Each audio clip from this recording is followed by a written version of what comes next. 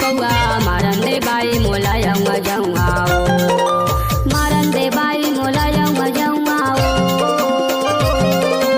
मारन दे बाई मोला जाऊंगा जाऊंगा बालर के टंगड़ी और देसी के पौआ मारन दे बाई मोला जाऊंगा जाऊंगा बालर के टंगड़ी और देसी के पौआ मारन दे बाई मोला जाऊंगा जाऊंगा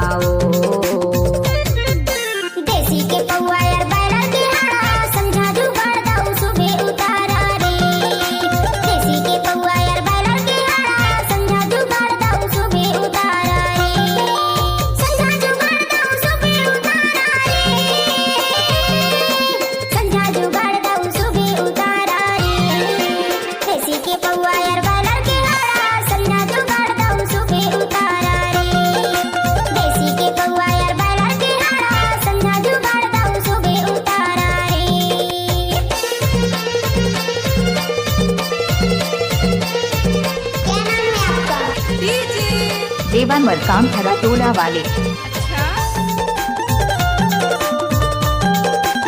आप सुन रहे हैं देवान मरकाम का मिक्स किया हुआ गाना। बोतल मंगायो तेलाय पौआ हायो हायो हायो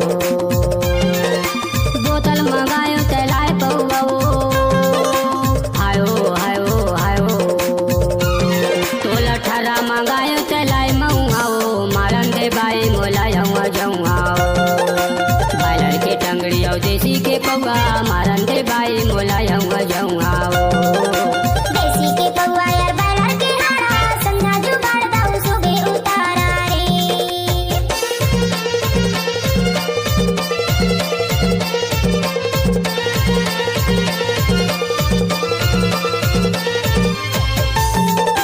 अगर किसी भी गाने को मिक्स करना है तो देवान मरकाम का बाया हाथ का खेल है।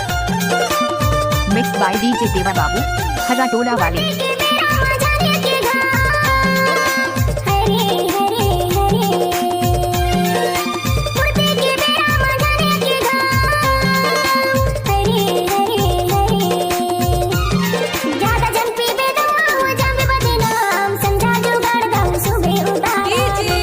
देवान मरकाम हरा टोला वाले।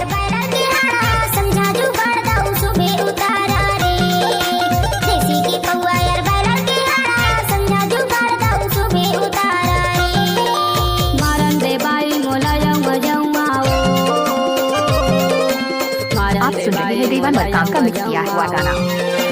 बालर के टंगड़ी और देसी के पौआ मारन दे बाई मोला जाऊंगा जाऊंगा देसी के पौआ यार बालर के हारा संधा जुगाड़ दाऊ सुबह उतारा बालर के टंगड़ी और देसी के पौआ मारन दे बाई मोला जाऊंगा जाऊंगा